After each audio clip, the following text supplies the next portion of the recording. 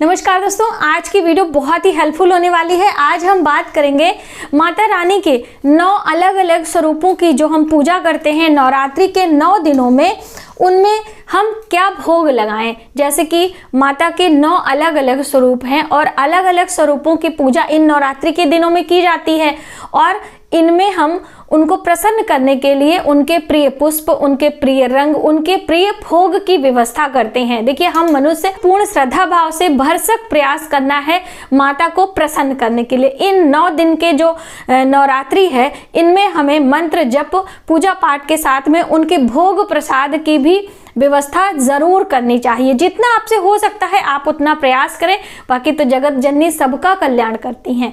तो आइए देर न करते हुए वीडियो की शुरुआत करते हैं। जैसे कि आप इस तरह से पूजा की चौकी लगाकर पूजा करते हैं तो भोग प्रसाद ज्यादातर लोग पूछते हैं कि हमें कहाँ पर रखना चाहिए। तो देखिए, भोग प्रसाद हमेशा बीचों बीच में माता के सामने, किसी भी देवी देवता की आप पूजा कर रहे हो तो बिल्कुल सामने रखना चाहिए। और जब भी भोग लगाएं तो आप जल लेना ना भूलें। बिना जल के, जैसे हम लोग भोजन अपने लिए परसते हैं तो पहले जल की व्यवस्था करते हैं, उसी तरह से आपको जल ले लेना है। इस तरह से पूजा में पात्र में यहाँ पे जल पहले से रखा रहता है, वो भी जल आप इस्तेमाल कर सकते हैं। और घंटी की ध्वनि भी करना चाहिए।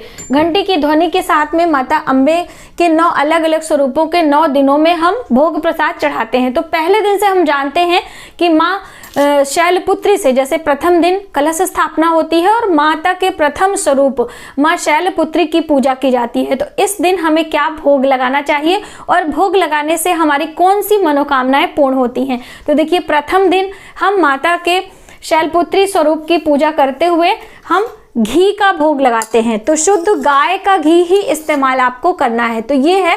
तो देखिए, बहुत सारी बहनें पूछ रही थी कि कितनी क्वांटिटी में लगाना है। तो देखिए, माँ अम्बे को आप प्रेम से, श्रद्धा से जो भी आप उन्हें अर्पित करेंगे उन्हें स्वीकार होगा।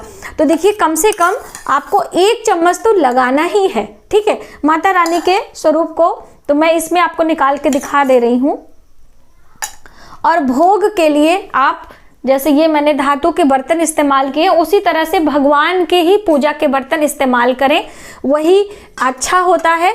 अपने जो इंसानों के, जैसे हम मनुष्य जिसमें भोजन करते हैं, वो पूजा पाठ में आप उसे ना इस्तेमाल करें, स्पेशली भोग प्रसाद के लिए। ठीक है, तो इस तरह से ये इसमें आप निकाल लीजिए और माता को हम भोग लगाते हैं। अब भोग को कितनी देर रखना चाहिए और भोग क्या करना चाहिए, बहुत सारी बहनों को ये भी प्रश्न आया है। तो देखिए, जब हम पूजा माता रानी का दीप जलाते हैं, कलश पूजन करेंगे, गौरी गणेश की पूजा करेंगे, फिर माता रानी का श्रृंगार करते हुए हम धूप दीप दिखाकर माता के मंत्रों का जप पाठ आदि कर लेते हैं। उसके पहले जब आप माता रानी को धूप दीप दिखाते हैं, फूल पुष्प चढ़ाते हैं, उसके बाद ये भोग आप लगा दीजिए। यहाँ पर भोग इस तरह से सामने आप रख दीजिए, बिल्कुल पास में, जैसे भी आपकी चौकी पर व्यवस्था हो उस तरह से आप रख के जल घुमाएं और इस तरह से घंटी बजाएं और आचमनी इस तरह से घुमा दें। इसीलिए एक पात्र में यहाँ पे जल कटोरी रखना चाहिए, इससे वो जल आप उसमें डाल सके, वरना आपकी चौकी गीली हो जाएगी। तो ये भी मैंने पूजा की विधि में आपको बताया है। तो इस तरह से 3 बारी जल आपको घुमाना है और इस तरह से माता रानी को प्रार्थना करनी है कि हे माता, जो हमसे बन पड़ा, मैंने प्रयास किया है, आप मेरे इस भोग को स्वीकार करें। इस तरह से आपको यहाँ पर भोग रख देना है और अब आप मंत्रों का जप कर लें, पाठ कर लें, आरती कर लें। उसके बाद जब आप क्षमा प्रार्थना मांगने जाते हैं ना, उसके पहले इस भोग को हटा लें। अब इस भोग को लगाने से हमारी जो कौन सी मनोकामनाएं पूर्ण होनी है वो भी आप जान लीजिए। हमारे शरीर का रोग दोष समाप्त हो जाता है। यदि आपके घर में जो व्यक्ति ज़्यादा बीमार रहता है, वो इस जो घी है इसको उनके शरीर में आपको लेप कर देना है। आपका कोई छोटा बच्चा हो, आपके घर के बड़े बुजुर्ग हों, या फिर आपके स्वयं कोई लंबी बीमारी है, आपको निजात चाहिए, तो इस भोग को उनके शरीर में थोड़ा सा लेप कर दीजिए, जिससे उनको उस बीमारी से जल्दी छुटकारा मिल सके। और बाकी भोग आप अपने रसोई में कोई प्रसादी बना रहे हैं, कोई फलाहार बना रहे हैं, उसमें इस्तेमाल कर सकते हैं, क्योंकि शुद्ध है, साफ है, तो आप खुद भी इसका सेवन कर सकते हैं पूरे परिवार के साथ मिलकर। तो ये हो गया घी का प्रथम दिन। मैंने सोचा मैं आपको भोग लगाने की विधि भी बता दूं, स्पेशली एक वीडियो में अलग से होती है ना, तो अच्छा रहता है। और आपसे कि बहुत सारे कमेंट भी आते हैं, तो आप चाहे प्रिय भोग लगा रहे, कोई भी भोग लगा रहे हो, इस तरह से आप कर सकते हो। अब दूसरा दिन आता है, माता के दूसरे स्वरूप की पूजा हम करते हैं, ब्रह्मचारिणी माता की। शक्कर का भोग लगाना है। तो देखिए बहुत सारे लोग ना कंफ्यूज हो जाते हैं शक्कर, तो शक्कर जो रियल शक्कर होती है उसे भूरा कहते हैं। जो चीनी का भूरा होता है ना, जो चीनी को जैसे 1 चम्मच चीनी को आप आधे चम्मच पानी में मेल्ट कर ले और फिर उसे तेज आंच करके इसे सुखा लीजिए। उसके बाद इस तरह से ये भूरा तैयार हो जाता है, जो हम गुजिया बनाते हैं उसमें इस्तेमाल किया जाता है। तो ये है भूरा, बहुत सारे लोग तगार भी कहते हैं। तो ये हो जाता है भूरा। अगर मान लीजिए इनके जैसे हमारे यहाँ गुजिया जब आई थी बनने के लिए तो हमने बनाया था, तो थोड़ा सा मैंने निकाल लिया था, तो ये हमने रख लिया है। अब ये नहीं है तो बहुत ज़्यादा आप परेशान ना हो, आप शक्कर जो चीनी इस्तेमाल करते हैं वो भी ले लीजिए, या फिर आप मिश्री भी ले सकते हैं। तो ये हमारी ताड़ वाली धागे वाली मिश्री है, तो ये आप ले सकते हैं, या कटिंग वाली मिश्री ले सकते हैं। यहाँ पर ये है कटिंग की मिश्री, खोल के दिखा दें क्या? मैं सोचती हूँ कि ज़्यादा से ज़्यादा आपको जानकारी दूँ जिससे कि आपको कोई कन्फ्यूजन ना रहे। ये देखिए, ये है कटिंग वाली मिश्री और ये है धागे वाली मिश्री। ऐसा करने से दोस्तों आपको लंबी उम्र की प्राप्ति होती है, यानी दीर्घ आयु की प्राप्ति के लिए आपको दूसरे दिन माता ब्रह्मचारिणी को शक्कर का भोग लगाना चाहिए। इस तरह से नवरात्रि के तीसरे दिन माता के तीसरे स्वरूप यानी कि माँ चंद्रघंटा की पूजा की जाती है। तो माता चंद्रघंटा की पूजा में आपको कच्चे दूध का भोग लगाना होता है। तो ये कच्चा दूध हमने इतना लिया था, यहाँ पे रखा हुआ है, देखिए फ्रिज में रखा था तो थोड़ा सा ठंडा भी हो गया है। तो इस तरह से कच्चे दूध का भोग हम माता को लगाएंगे, भोग लगा दीजिए। इस भोग को लगाने से आपके दुख संताप यानी आने वाले जीवन में जो भी परेशानियां हैं, समस्या आने वाली हैं, उनसे आपको छुटकारा मिलता है। यानी कि परेशानियां तो आएंगी ही, लेकिन बस मिनटों में उनसे आपको निजात मिल जाएगी। तो इस तरह से माता के तीसरे दिन कच्चे दूध का भोग लगाते हैं, या फिर आप दूध से बनी मिठाइयाँ भी ले सकते हैं। ऐसा नहीं कि अब दूध नहीं है तो आप पूजा ही नहीं करेंगे, भोग ही नहीं लगाएंगे, ऐसा ना करें।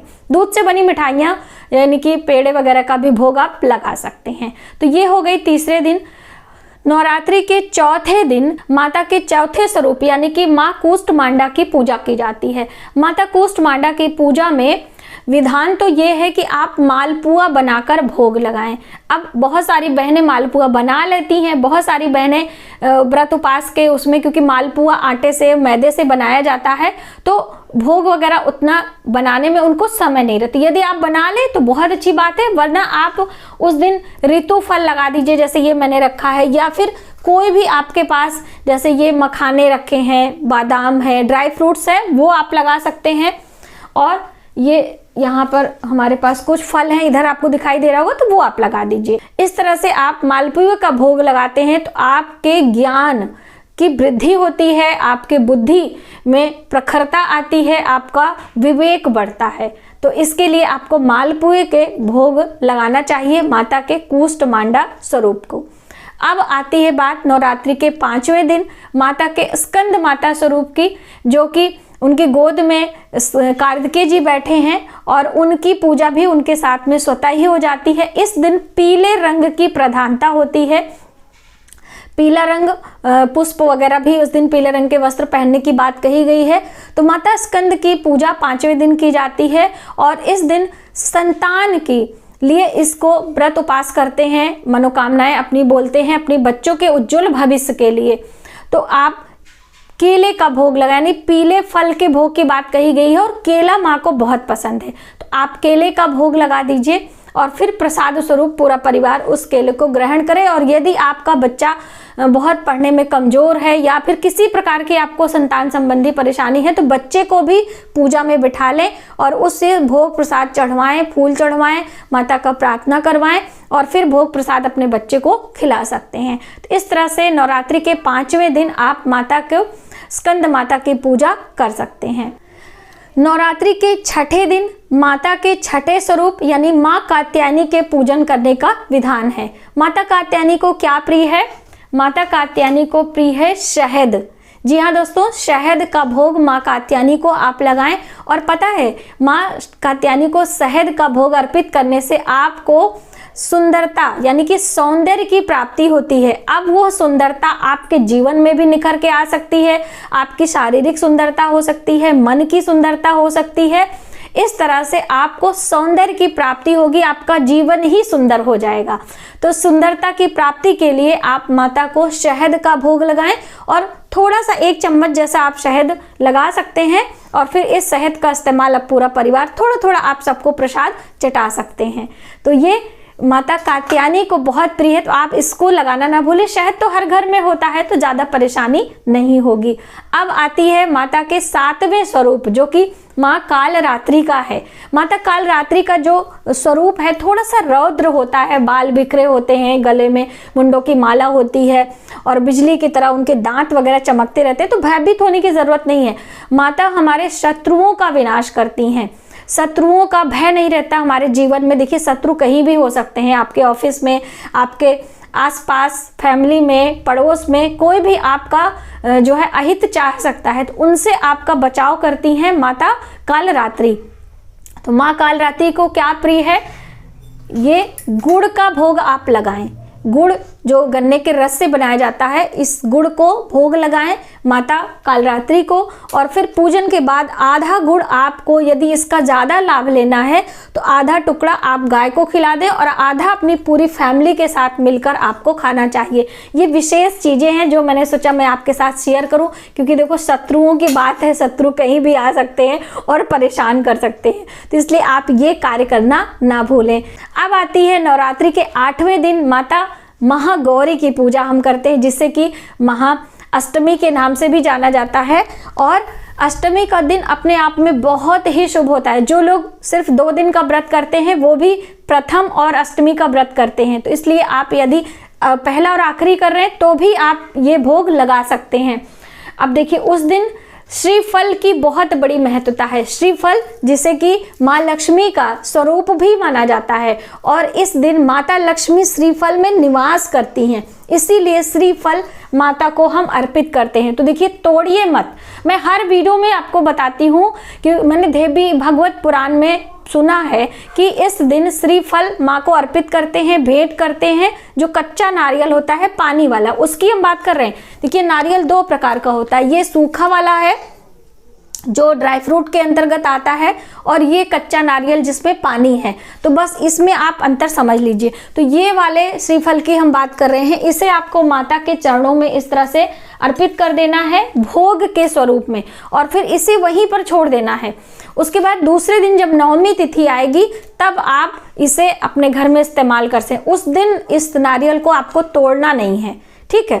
उस दिन नारियल ग्रहण करने की भी बात नहीं कही गई है, मना है। आप कभी भोजन वाले उसमें पढ़िए नियम में, तो अष्टमी तिथि के दिन नारियल ग्रहण करने की बात नहीं कही गई है। तो ये चीजें आपको ध्यान में रखनी है। माँ गौरी की पूजा करने से हमें अखंड सौभाग्य की प्राप्ति होती है, ठीक है। माता गौरी के पूजन से अखंड सौभाग्य की प्राप्ति होती है, इसीलिए जो लोग श्रृंगार की चीजें पहले दिन नहीं चढ़ाते हैं वो लोग अष्टमी के दिन श्रृंगार की सभी चीजें माता को अर्पित करते हैं और अखंड सौभाग्य का वरदान प्राप्त करते हैं। तो यदि आप पहले दिन नहीं चढ़ा पाते हैं तो अष्टमी वाले दिन जरूर चढ़ाएं।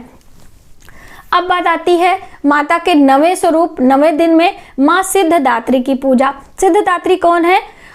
शिव और पार्वती जो अर्धनारीश्वर स्वरूप होता है उन्हें कहते हैं सिद्धदात्री। सभी सिद्धियों को प्रदान करती हैं, हमारी सभी मनोकामनाएं पूर्ण करती हैं माता से। उस दिन हम विधिवत तरीके से प्रार्थना करते अपने परिवार की सुख समृद्धि के लिए और माता को हलवा, चना, पूरी, खीर, इन सभी चीज़ों का भोग लगाते हैं। तो देखिए हलवा, चना, खीर, पूरी जो भी आप बना सकें माता को अर्पित करें और इसी दिन कन्या पूजन और इसी दिन हवन, पूर्ण आहुति आदि की जाती है। इस तरह से हलवा, पूरी, चने का प्रसाद भोग लगाएं और कन्या पूजन जरूर करें, चाहे आप 9 दिन का व्रत कर रहे हो चाहे ना कर रहे हो। बहुत सारे लोगों के अष्टमी को ही कर लेते हैं, तो कोई नहीं, आप अष्टमी को भी कर सकते हैं और नवमी को भी।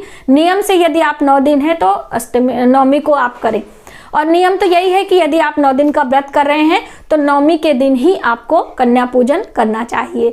तो ये छोटी छोटी जानकारी मैंने सोचा मैं आपके लिए एक स्पेशली वीडियो बनाऊं, जिसमें विधिवत तरीके से मैं आपको जानकारी दे पाऊं कि माता रानी को प्रसन्न करने के लिए 9 अलग अलग कौन से वो भोग प्रसाद हैं जो कि हम माता को चढ़ाकर उनकी प्रसन्नता को प्राप्त कर सकते हैं और अपनी मनोकामनाएं पूर्ण करवा सकते हैं। माँ अम्बे जगत जननी जगत का कल्याण करती हैं, देवताओं का भी कल्याण उन्होंने किया है, तो हम मनुष्यों का क्यों नहीं करेंगे। तो एक बार जोर से जयकारा लगाते हैं और अपने वीडियो को यहीं पर विराम देते हैं। मिलते हैं एक नई जानकारी के साथ नए वीडियो में, तब तक आप अपना ख्याल रखिए।